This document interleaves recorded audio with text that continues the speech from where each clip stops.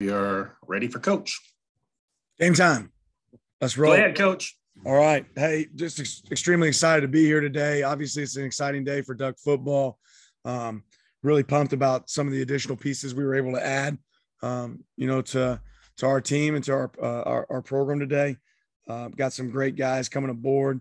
I think we were able to attack in a short amount of time. I think our coaches did a tremendous job, and our support staff did a tremendous job early on, going to identify some needs in our program and some elite players that can come be a part of what we're doing. So very appreciative to all the hard work that's gone in to not just today, but the last signing period and kind of falling pieces together. It's a pretty exciting time for us.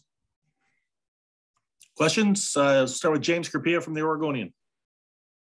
Dan, I realize there's still potential additions the rest of today. So what do you feel are potential areas of need to address either later today or in the weeks and months ahead relative to the portal? I know there's still a lot of room in terms of initial count. There's a little bit less so relative to 85. I know that always moves though. So where do you feel like, for as much as you were able to address, where there may be still areas that you'd like to address in the weeks and months ahead? Yeah, certainly still a little fluid, James. I think, we anticipate, probably ending up with a couple more guys here today that we're battling for, that we feel strong about, that we could end up landing. But ultimately, I don't know if there's one position need, because you don't know exactly what position's available, James, if you know what I mean. As things continue to move and shake and shift, I think time will tell kind of what direction we go there. Zach Neal, Duckswire. Coach, I was wondering if you could put into context how difficult this recruiting cycle has been for you, simply because of the uphill nature it presented coming to Oregon late and being handed a class with a school record 16 decommitments. What type of challenges did you face trying to rebuild that class, and how were you ultimately able to succeed that? Yeah, I mean, for us, I think as a staff, it was a challenge, but a challenge we welcome. Oregon's a phenomenal place. We've got ability to get great players here. And I think people just had to have an opportunity to sit down, listen to us, and realize that we have a genuine group here that care. And certainly excited about the group we were able to put together. Max Torres, Ducks Digest. Coach, you obviously came over to Oregon while still, handling things with Georgia. But I'm curious, how did you go about managing the changing college football landscape? You have things like NIL and the transfer portal all going on. Can you just kind of put that into context for us, how you adapted there? Yeah, I think as a coach and certainly just as somebody that's operating in today's landscape in college football, you have to be willing to adapt and change. Ask questions, right? Don't assume that you know everything. And I think we kind of worked through that process together, was able to put a great staff together that sees big picture. I think it starts there, everybody having a similar vision as we approach, each team right now. I think there's a lot of teams that don't know what direction this will head, and everyone's taking a different approach. And I think at the end of the day, you can look at our approach. Yeah, we're going to look to enhance our program through the transfer portal, but we're also going to spend more time looking to enhance our program through, the high school signees. And I don't know if every program is approaching it that same way, but we still want to be able to develop players. But it's going to change year to year. I think we'll continue to adapt our approach as we move forward. Eric Scopel, 247 Sports. Coach, in December, you addressed defense primarily. This week, it looks like a lot of offense. Just Justice and Jordan in particular, receiver and running back being two positions where it seems like there might be opportunity early on. Kind of, how do you foresee those two guys maybe impacting things even this fall? Yeah, first off, I just think they're both really, phenomenal human beings and dynamic players. Obviously, Jordan's a guy that I had a relationship with before my time at Georgia. Also really fortunate enough that Coach Lachlan in his previous job had a relationship with Jordan, just in case something like this or an opportunity like this would ever present itself for Coach. So we had strong ties there. I think that he's a dynamic player, obviously has the ability to be a one-touch touchdown kind of guy and get the ball down the field. And then Justice, we're going to battle to keep the best in our state, right? And we think we should be able to keep the best in our state. Obviously, he's in that category. And I think, before the day's over with, people realize that we were able to be really competitive in our state and be able to get guys on board on our team. So I'm thrilled about him, more thrilled about what kind of people both of those young men are. Matt Preem, 247 Sports. Dan, you just kind of touched on it there. The importance of in-state recruiting. I know you said when you were hired that you're going to go anywhere the players are at. But how big of a factor is it that there are 3 or 4 guys every year in the state that you can devote time to and not have to use one whole day to go see one person? Yeah, I know. I think it's huge. I mean, my very first day recruiting, the very first day I could get on the road, I spent that time in Oregon and that time in Portland and in the area. So that'll always be a priority for us. And obviously, for us, we have the ability to go anywhere, and that's a blessing. But we have to win home first. Tyson Alger, I-5 corridor. I know you have ties to a lot of the guys on your staff through prior jobs, but during this type of recruiting process where you guys are all new, like how important is coach chemistry? And have you guys like all been in the same room together, your entire staff? Like, have you had a meeting together? Yeah, great question, Tyson. Yes, we have. Obviously early on it was Zooms, right? Until, finishing the national championship game. And then getting here, we were able to have several in-person meetings. I think yet to share a vision, you guys have to be on the same page, and it's kind of been a little bit of a frat house mentality for some of us. We're staying in the same house, for a while here while our families get adjusted and get acclimated to the area. So, for us, football doesn't stop, at 7 at night. It's going into the wee hours of the night, drawing up plays, watching film in the basement. Been really fortunate to be able to talk ball. I think we were drawing plays on a mirror last night in a house. So it's been a lot of fun connecting with the staff. And just like I talk about connection with our players, connection with our staff is really, really important. So I've been thrilled with that progress. James. I know there are a couple of transfers, Dan, so I hope you can reference them because I believe they've signed, but they came off a bit intriguing in Riley and Boyle in particular, just because of the depth in the position at the interior D-line, and Boyle because he's done more punting than kicking and kickoffs, and you have a punter and kicker there. So what do you see as their roles in joining the roster as transfers? I wish I could talk in more depth on some of those guys, but right now I'm not able to speak in depth on that. Max. Yeah, Coach Lanning, I know earlier today, Coach Martin was talking about how in the secondary, he really likes the speed and length that you guys have added there. Obviously, with college football being, I think, increasingly pass heavy, just wanted to get your perspective on how valuable it is to add guys like that. Yeah, I think we ended up signing 9 guys that have like a track and field background. We signed 5 guys that run under a 10-700, which for us on defense, the way we play, the brand of football we're going to play, it's really, really important. And, in fact, we have a couple guys coming in that are going to be able to compete in track as well. And I know I was excited on signing day, but I think Coach Johnson was just as excited. So that fires me up. But yeah, the game's about speed, right? And we got to be able to run and hit and tackle and catch and block. All those things matter, but speed's one thing that's hard to change. And we have some guys coming in that can do that. Eric. Coach, I was wondering, just following up on that, who is capable of running under 10-7, and that's really fast. And then I guess just players that are thinking about doing both sports. You mentioned there might be a couple of guys. Are you able to speak to who that is? Yeah, I'm not going to hop into that, but I can promise you, Eric, I can't run a 10-7. So we got some fast guys though, man. I don't think you have to do too deep of a dive. Like Kamari's one that comes to mind, Terrell from Killeen, he can scoot. So we've got a couple that we've added, definitely some additional pieces, got a couple linebackers coming in that can really run. But yeah, it's just a good group in general. Matt. Talked a little bit about Kamari there, but just the importance of him and Jaleel Florence, getting him back into the fold here.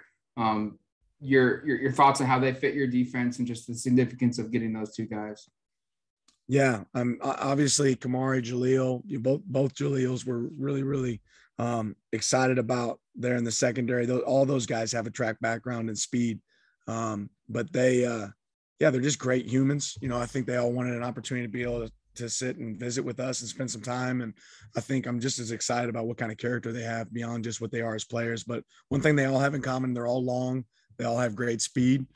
So those are big pieces for us moving forward. Zach Neal. Coach, I know Marshall said in an interview earlier that you guys are still kind of behind when it comes to the 2023 class, the 2024 class. Are there things that you can do to try and make up ground in any way over the next couple months? Yeah, we'll be aggressive in our approach moving forward. We've already been able to have a couple guys on campus with the unofficial period this past month. We'll definitely attack that coming in March. One of the biggest things that we can do as a fan base and a staff is focus on getting guys here for the 23rd for our spring game, April 23rd, 1 p.m. We need to pack the crowd, make Autzen the experience we know it can be. But that's one of the big pieces moving forward. And then just getting more of these guys on the phone, on campus, on Zooms. That's where we'll attack moving forward. James. With some of the churn, Dan, the biggest impact was felt in Texas. The class had been lined up with, I think it was 5 or 6 players out of Texas. Kamari comes in there. Obviously, with Drew and Matt and their connections there, where do you see philosophically the approach to Texas Tech? Say it was such a shift or a shift back to really where it used to be about 10 years ago. And it had been a state where maybe periodically they get 1 or 2. They had 5 or 6. Where do you see the recruiting efforts there in the long term? Yeah, I think it's a little bit year to year. We want to go attack, the players that we think fit us and organizationally wherever they at. And sometimes that's going to be Texas, and sometimes it'll be more in Texas than others. But we have great, strong ties there on our staff, certainly, just like we do on the West Coast and the Pacific Northwest. It'll definitely be a place that we always go have a footprint, and we're going to attack. I just don't know what that number will be like year in and year out. Max.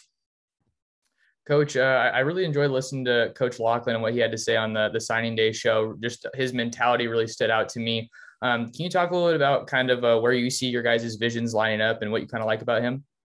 Yeah, I mean, Coach Locke is a guy that I first got to meet when I was at Memphis. Obviously, was really excited whenever we got the opportunity to bring him here. I feel like he got it out the mud, man. This guy grinded and worked for everything he got. He started off as a volunteer. I look over one day, he's wearing a T-shirt and he's out there on the field. I'm not sure exactly where he came from. And I have an appreciation for guys like that didn't get it with a spoon in their mouth. And he cares deeply for his players. Obviously has some familiarity with the position playing it. But whenever I was able to talk to guys that he helped mentor and put in the league there from his time at Memphis and coaching, it's really apparent the impact he had on those players, and that's something that stuck out to me and our staff bringing Locke in here. And I'm thrilled he's part of what we're doing. Matt Prim. Can you put into just context, just the role Marshall Malchow has for you guys in this class? When he was hired and it was announced, there was a lot of people talking about why it was a significant get for you and this staff. And it's a role that a lot of people aren't really familiar with that are outside of the football industry. Can you just put into context just how helpful he is and his staff is and why it was such a big get for you? Yeah, Malco. Yeah, he's a stud. He first off, you look and you want to surround yourself with great people, people that you enjoy being around. And Marshall and I got to work together at Georgia, and it was apparent to me really early that Marshall's a lead at his job. Great with relationships, shares big picture vision that I look for. He'll be our chief of staff here. So kind of work hand in hand in all facets of the program, obviously heavily involved in personnel and recruiting, but kind of a guy that I can bounce ideas off day to day. So definitely a big piece of what we want to do here, and somebody I knew that I immediately wanted to target when I got the job. Eric Scopel. Coach, when is spring football starting for you guys? How many players you've signed so far do you expect to be a part of that? And then your general philosophy in terms of, is it a case-by-case basis you want a kid to enroll early? You think everybody benefits from being on campus a little early? What's your perspective on that? Yeah, we don't have an exact number yet. Still kind of going through that process as far as who will be joining us. Obviously, we crank up in mid-March, and then we'll have a little bit of spring break there and then finish up through the end of April. But I like getting guys here as quick as I can, but I want it to fit within their high school experience and them finishing up, the way they have to be able to finish up there. So I do think that's a case-by-case basis as well. They have to be prepared for the rigors of college.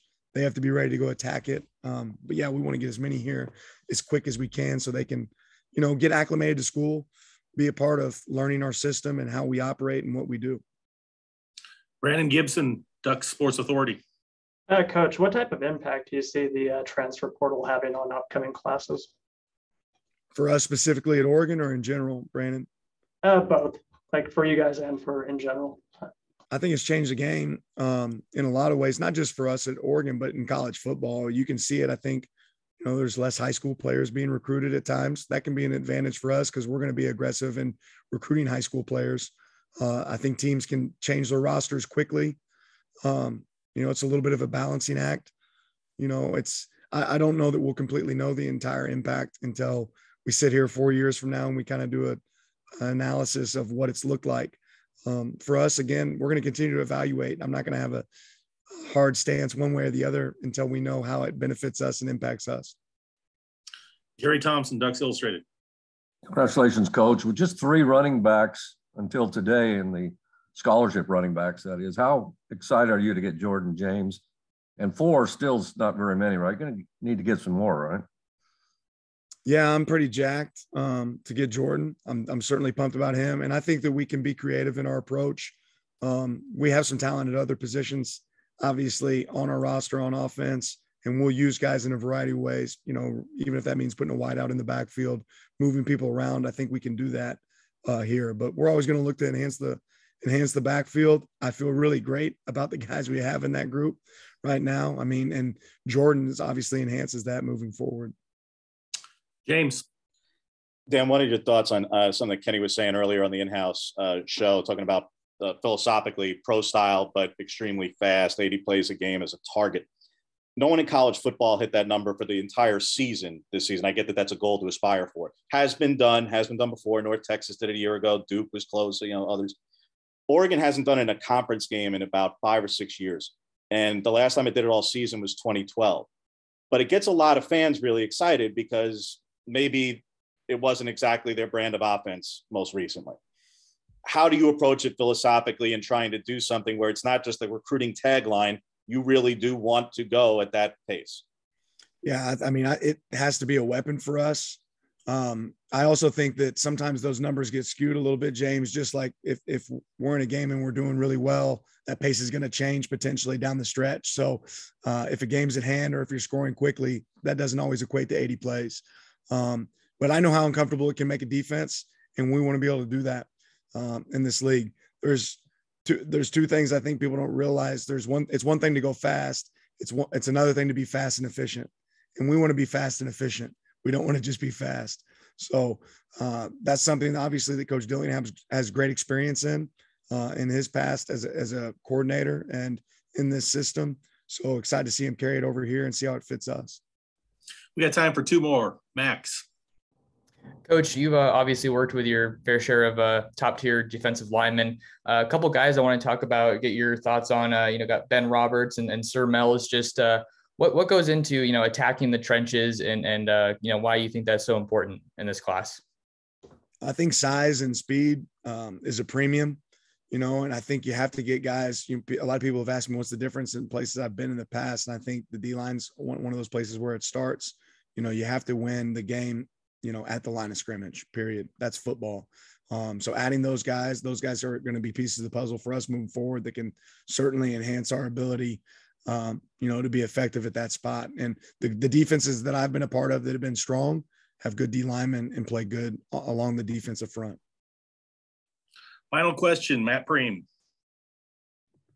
I was just going to ask just your thoughts on being at Oregon. You mentioned you were in 10 states in 14 days, and you haven't had a lot of opportunity to be around since you've been hired because of recruiting, understandably so. But just as you've been around town more a little bit, just have you figured out some things that you didn't really realize about the program or the school? Yeah, just the love for the program is so strong. I've been so impressed. We got some time last night to spend with the alumni base, or I guess, Monday night to spend with, former players. And hearing their passion for our program, how much they love Oregon has really stood out to me. We got an opportunity to hang out with Lodi Nada this past weekend, Kenyon Barner, and the hearts. These guys have big hearts. They care about Oregon. To be sitting there with a guy that's won Super Bowls and he's offering to give you a ride or show up to a dinner or just be around, that means the world to me. I'm excited about that. And that's certainly been a welcome surprise. Thanks, Coach. Appreciate your time. Appreciate y'all. Go Ducks.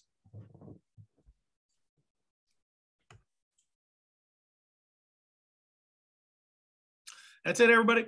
Thanks a lot. Have a good one.